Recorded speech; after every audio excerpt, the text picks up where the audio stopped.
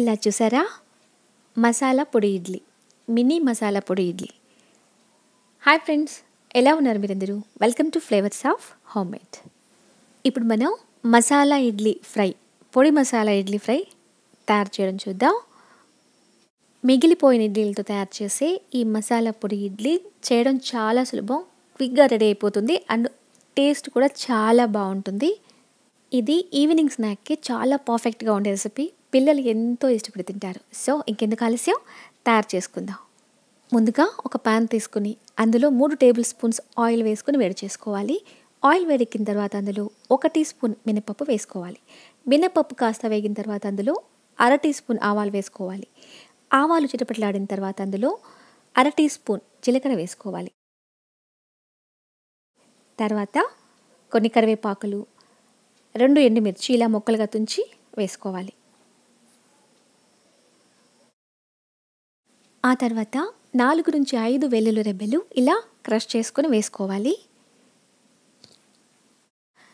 కొన్ని సెకండ్ల పాటు వీటిని ఇలా దూరగా వేయించిన తర్వాత ఇప్పుడు ఇందులో ఇడ్లీలు వేసుకోవాలి. ఇక్కడ నేను మినీ ఇడ్లీ అంటే బటన్ ఇడ్లీ ఉంటుంది చూసారా, అది వాడుతున్నాను. ఇక్కడ దాదాపు 30 వరకు వాడాను. ఈ మినీ ఇడ్లీకి బదులుగా మామూలు ఇడ్లీని ముక్కలుగా కట్ చేసి వాడుకోవచ్చు. వీటిని ఆయిల్లో ఇలా దోరగా వేయించుకోవాలి, బాగా దోరగా వేగేదాకా వేయించుకోవాలి.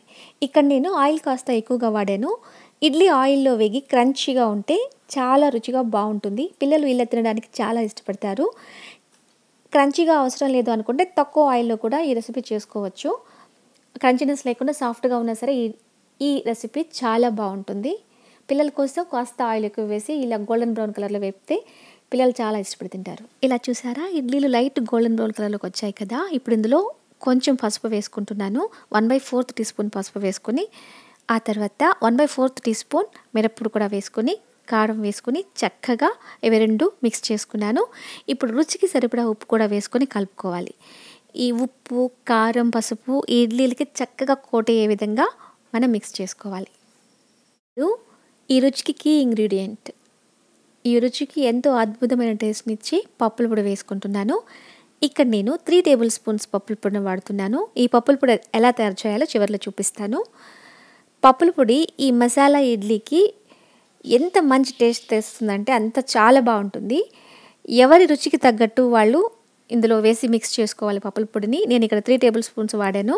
ఇంతకుముందు మనం ఆయిల్ కూడా చాలా ఎక్కువగా ఉన్నట్టు అనిపించింది కదా. చూసారా, ఈ పప్పుల పొడి వేసిన తర్వాత ఆయిల్ కూడా కరెక్ట్గా సెట్ అయిపోయింది.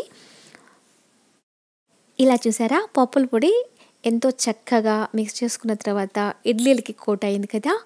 ఇలా చక్కగా మిక్స్ చేసుకున్న తర్వాత వేడివేడిగా ప్లేట్లో సర్వ్ చేసుకుందాం. ఇవి చల్లారిన తర్వాత కూడా చాలా రుచిగా ఉంటాయి. ట్రై చేసి చూడండి. దీని రుచి ఇలానే బాగుంటుంది. లేదా ఏదైనా చట్నీతో తినాలి అనిపిస్తే కొబ్బరి చట్నీ మంచి కాంబినేషన్ ఈ మినీ మసాలా పొడి ఇడ్లీకి. ఇది మన ఛానల్లో ఉంది, ఒకసారి కావాలంటే విజిట్ చేయండి. సో ఎంతో రుచికరంగా ఉండే మన మినీ పప్పుల పొడి, మసాలా పప్పుల పొడి ఇడ్లీ రెడీ అయిపోయింది. ఒక ప్లేట్లో సర్వ్ చేసుకుందాం. చూసారా ఎంత బాగుందో, నోరూరుతోంది కదా. ఇప్పుడు పప్పుల పొడి ఎలా తయారు చేయాలో చూద్దాం. 2 టేబుల్ స్పూన్స్ మినపప్పు, అందులో సగం 1 టేబుల్ స్పూన్ శనగపప్పు, 1 టీ స్పూన్ ధనియాలు, 1/4 టీ స్పూన్ మిరియాలు, ఎండుమిరప కారాన్ని బట్టి 2 నుంచి 3 ఎండుమిరపని వేసుకుని అన్నింటినీ దోరగా వేయించాలి. ఇలా ఇవి దోరగా వేగిన తర్వాత ఒక ప్లేట్లోకి వేసుకుని అందులో 1 టేబుల్ స్పూన్ శనగలు కలుపుకొని మిక్సీలో వేసుకుని 85% నుంచి 90% పౌడర్ చేసుకుంటే మన పప్పుల పొడి రెడీ అయిపోయింది. అలాగే మీకు ఈ రెసిపీ నచ్చినట్లయితే లైక్ చేయండి, లైక్తో పాటు షేర్ చేయండి, సబ్స్క్రైబ్ చేయడం మర్చిపోకండి. బెల్ ఐకాన్ క్లిక్ చేస్తే నేను చేసిన ప్రతి వీడియో నోటిఫికేషన్ మీకు అందుతుంది. ఇంకొక ఈజీ అండ్ టేస్టీ రెసిపీతో మీ ముందుంటాను. అంతవరకు ఉంటాను మరి.